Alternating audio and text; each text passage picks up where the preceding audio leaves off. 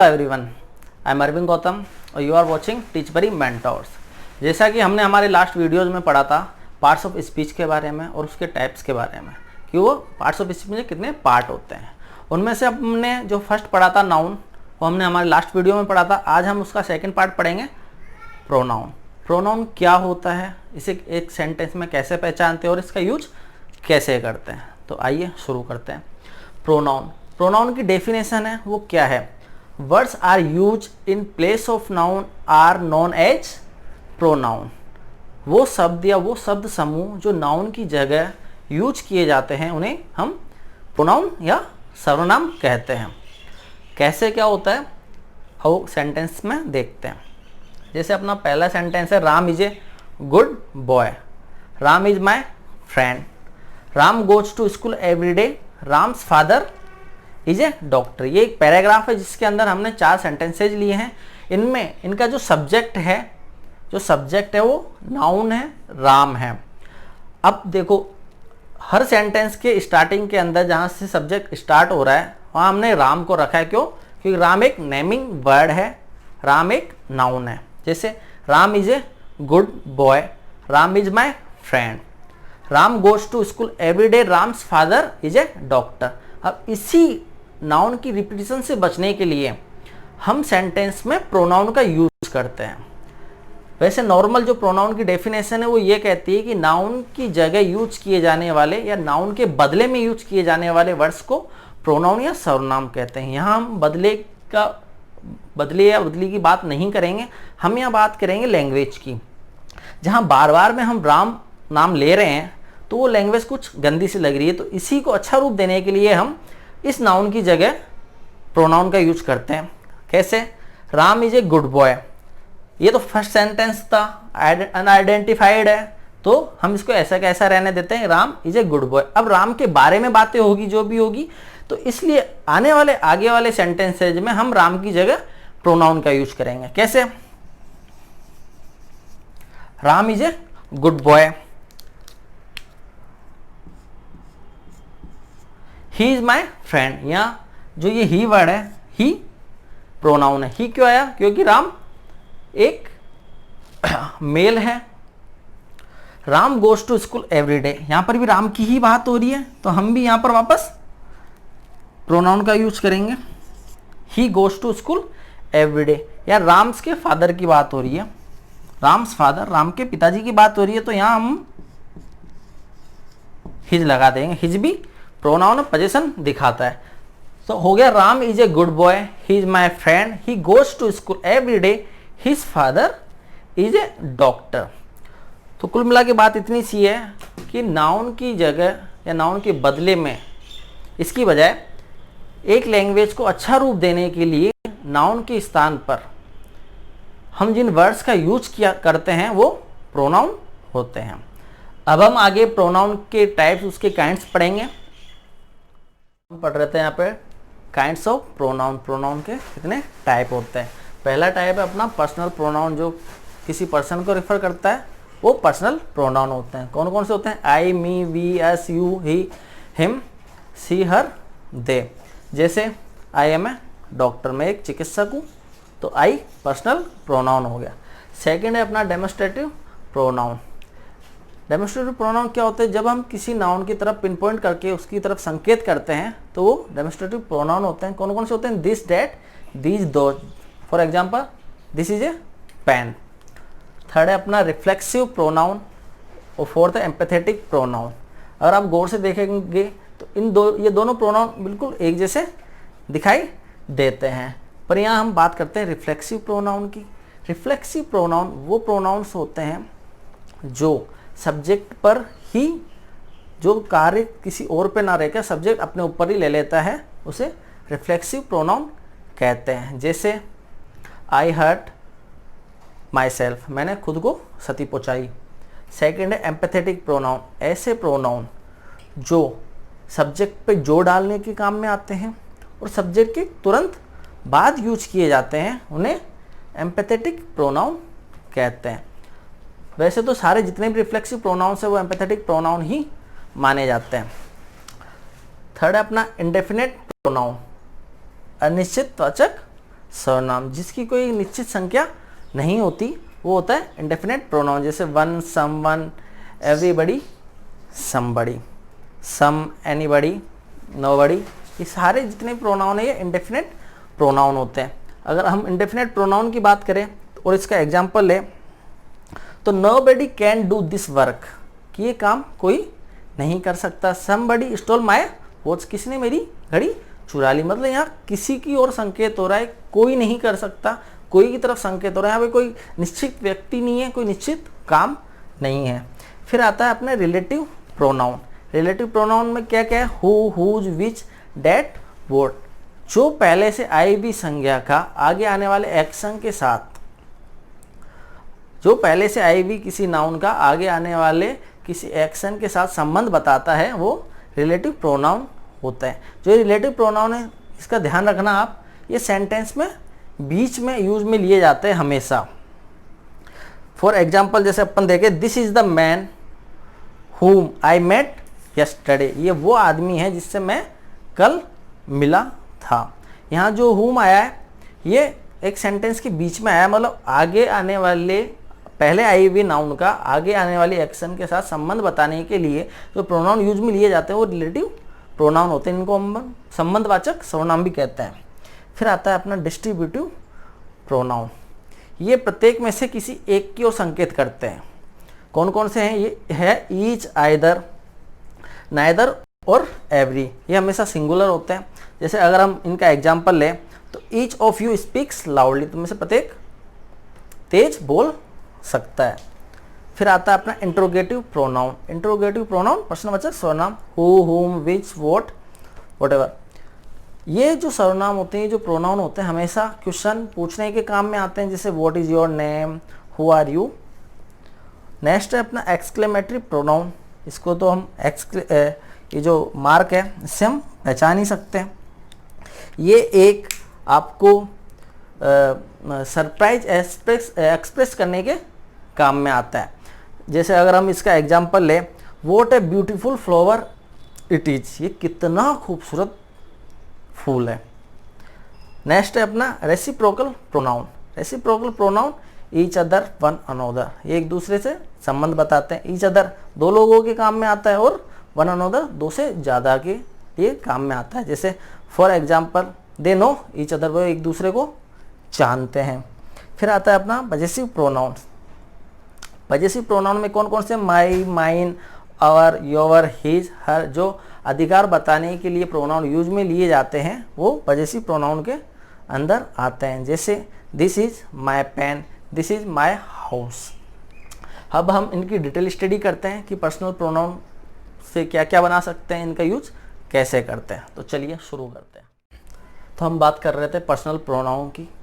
Personal pronoun वो pronoun होता है जो डायरेक्ट पीपल या पर्सन को रिफर करता है।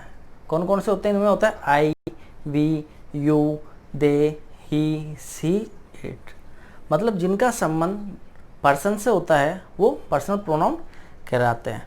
अब सवाल ये उठता है कि पर्सन क्या होता है?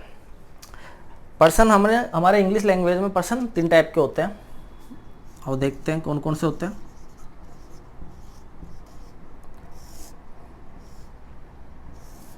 तीन टाइप के पर्सन होते हैं। कौन कौन से? फर्स्ट पर्सन, सेकंड पर्सन और थर्ड पर्सन। ठीक है।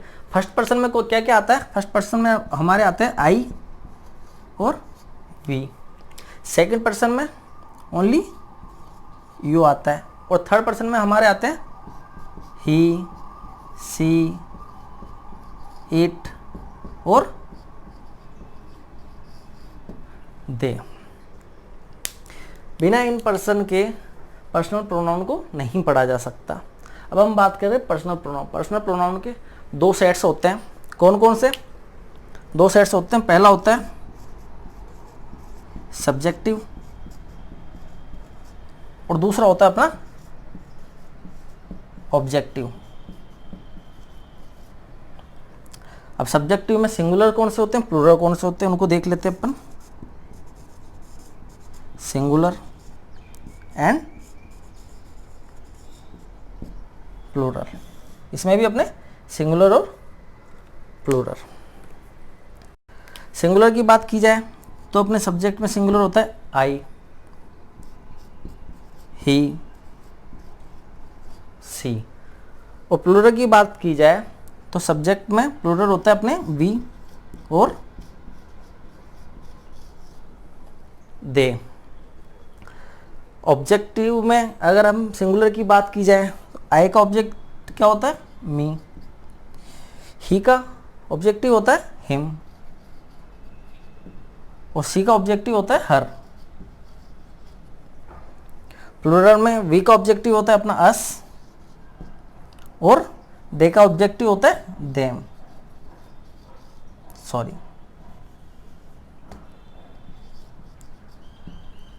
देम। एक सेंटेंस में प्रोनाउन दो तरीके से यूज में लिए जाते हैं, एक तो या तो सब्जेक्ट के रूप में या ऑब्जेक्ट के रूप में। अगर सब्जेक्ट के रूप में अगर आप प्रोनाउन को यूज करते हैं, पर्सनल प्रोनाउन को यूज करते हैं, तो सिंगुलर के लिए आई आता है, ही आता है, शी आता है, और प्लूरल के लिए वी आता है और दे आता है। और बिल्कुल वैसे ही ऑब्जेक्ट के लिए आई का मी, ही का हिम और शी का हर, वी का अस और दे का देम। जैसे अगर हम एग्जांपल लें तो आई एम ए डॉक्टर, मैं एक डॉक्टर हूँ। वी आर गुड फ्रेंड, हम बहुत अच्छे दोस्त हैं। वी के साथ आर आ रहा है, क्यों? क्योंकि ये प्लूरल है। और आई के साथ एम आ रहा है, क्यों? क्योंकि ये सिंगुलर है। ठीक है, अब अपन चलते हैं अपने सेकंड प्रोनाउन की तरफ। तो अब हम बात करेंगे हमारे सेकंड और थर्ड प्रोनाउन के बारे में। जो है सेकंड है अपना रिफ्लेक्सिव प्रोनाउन और एम्पैथेटिक प्रोनाउन। इन दोनों को साथ में बिल्कुल इसलिए लिखा है मैंने क्योंकि ये दोनों दिखने के अंदर बिल्कुल सेम है। कौन कौन से? My self, your self, him self, her self, it's self और देम सेल्फ। पहला तो ये दोनों जो नाउन है बहुत कन्फ्यूजन पैदा करते हैं एक सेंटेंस के अंदर। हम इनको कैसे पहचाने? How to find a reflexive pronoun और a emphatic pronoun in a sentence. तो आओ पहले इसकी डेफिनेशन के बारे में बात करते हैं। If the action of the subject, ये कौन सी? यदि क्रिया किसी सब्जेक्ट की रिफ्लेक्ट्स अपॉन द डोर, किस पे रिफ्लेक्ट डाल रही हो? वापस डोर के ऊपर, यानी सब्जेक्ट के ऊपर। वहीं एम्पैथेटिक जो प्रोनाउन है उसकी डेफिनेशन क्या कहती है? To just emphasize the action of the subject. क्या कर रही हो? एम्फेसाइज कर रही हो किसके ऊपर? सब्जेक्ट के ऊपर, सब्जेक्ट के ऊपर। सेकंड, अगर किसी सेंटेंस का क्वेश्चन होम से बनता हो, जिसे, जिसको, किसे, किसको, तो वो रिफ्लेक्सिव प्रोनाउन होता है। जैसे हम बात करें, एक सेंटेंस लेते हैं, आई हिट माई सेल्फ, मैंने अपने आप को मारा। अगर मैं क्वेश्चन बनाता हूँ कि मैंने किसको मारा, मैंने किसे मारा, तो उस क्वेश्चन का आंसर क्या हो रहा है? अपना माई सेल्फ आ रहा है, मैंने अपने आप को मारा। वहीं दूसरी ओर जब हम इसका सेंटेंस लेते हैं, इसका कोई एग्जाम्पल लेते हैं, एम्पैथेटिक प्रोनाउन का एग्जाम्पल लेते हैं, जैसे I myself locked the car, मैंने स्वयं खुद कार को लॉक किया। पहली नज़र में तो ये देखो आप, इन दोनों के सेंटेंस स्ट्रक्चर सेम है या डिफरेंस है। अब हम बात करते हैं रिफ्लेक्सिव प्रोनाउन के सेंटेंस स्ट्रक्चर की। रिफ्लेक्सिव प्रोनाउन के सेंटेंस स्ट्रक्चर में ये कहाँ आ रहा है? रिफ्लेक्सिव प्रोनाउन वर्ब के बाद में, मतलब वर्ब के ऑब्जेक्ट के रूप में रिफ्लेक्सिव प्रोनाउन यूज में लिया जा रहा है। वहीं दूसरी ओर एम्पैथेटिक प्रोनाउन के अंदर सब्जेक्ट के तुरंत बाद, सब्जेक्ट के तुरंत बाद माई सेल्फ आ रहा है। ये किसी वर्ब का ऑब्जेक्ट नहीं है यहाँ पर। सेकंड, अगर ये वर्ब का ऑब्जेक्ट है तो ये क्वेश्चन का आंसर भी होगा, जिसका क्वेश्चन होम से बनता हो कि आई हिट माई सेल्फ, मैंने किसे मारा? मैंने अपने आप को मारा। वहीं दूसरी ओर इसका कोई सवाल नहीं बनता, कोई क्वेश्चन नहीं बनता जिसका माई सेल्फ आंसर हो, या एम्पैथेटिक प्रोनाउन जिसका आंसर होता हो। अगर हम बात करें एम्पैथेटिक प्रोनाउन के बारे में, I myself lock the car, अगर इस सेंटेंस में से मैं ये एम्पैथेटिक प्रोनाउन हटा भी देता हूँ तो आई लॉक द कार, मैंने कार को लॉक किया। ठीक है, मतलब कुल मिला के बात इतनी सी है। अगर एम्पैथेटिक प्रोनाउन के सेंटेंस में से उस प्रोनाउन को हटा भी दिया जाता है तो उस सेंटेंस के सेंस में कोई चेंज नहीं आता। वहीं दूसरी ओर अगर हम इसमें से ये माई सेल्फ हटा देते हैं, तो ये वर्ब का ऑब्जेक्ट है, अगर ये हट जाएगा तो ये जो सेंटेंस है आई हिट, मैंने मारा, इसका कोई सेंस नहीं रहता। ठीक है, रिफ्लेक्सिव, जितने भी रिफ्लेक्सिव प्रोनाउन होते हैं वो सारे अपने एम्पैथेटिक प्रोनाउन होते हैं, जो बिल्कुल सेम दिख ही रहे। पहली बात। दूसरी बात हमने देख ही लिया कि जो रिफ्लेक्सिव प्रोनाउन है वो वर्ब का ऑब्जेक्ट होता है, वहीं एम्पैथेटिक प्रोनाउन सब्जेक्ट के तुरंत बाद यूज किया जाता है।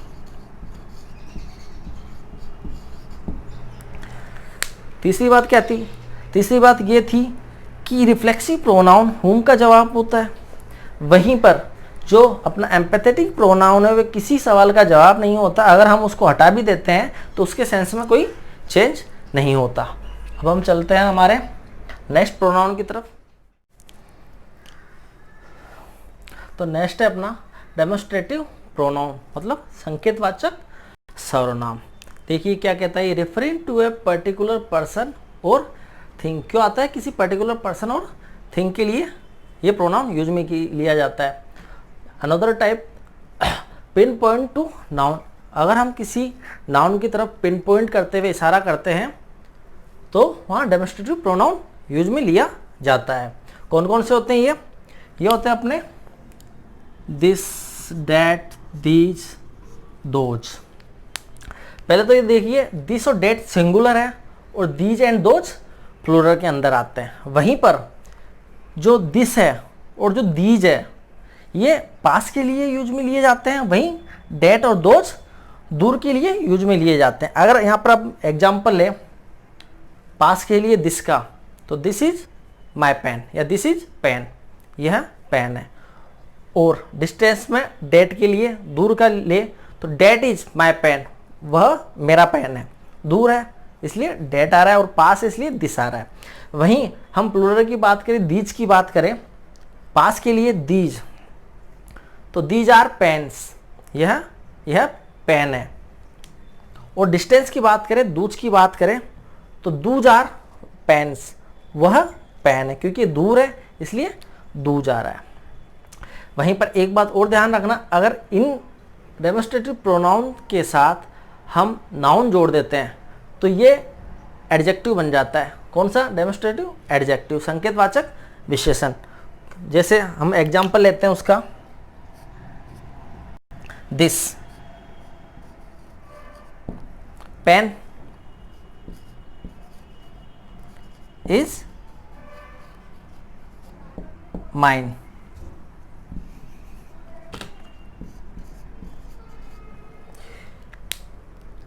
यहां पर ये पेन क्या है? ये पेन नाउन है। अगर डेमोन्स्ट्रेटिव प्रोनाउन के साथ कोई नाउन आ जाता है तो ये एडजेक्टिव हो जाता है, तो ये अब एडजेक्टिव हो गया। क्यों? क्योंकि नाउन के पहले है। दिस पेन इज माइन, ये पेन मेरा है। तो नॉर्मल से समझने की बात यह है कि डेमोन्स्ट्रेटिव प्रोनाउन 4 टाइप के होते हैं, दिस, डैट, दीज, दोज। इनमें से 2 सिंगुलर और 2 प्लूरल होते हैं। 2 पास, 2 दूरी दिखाते हैं, 2 नियरनेस दिखाते हैं। ठीक है, अगर इनके बाद में कोई नाउन आता है तो यही प्रोनाउन एडजेक्टिव में बदल दिए जाते हैं। अब अपने जो आने वाले जो प्रोनाउन है वो हम आगे वाली वीडियो में पढ़ेंगे। Thank you.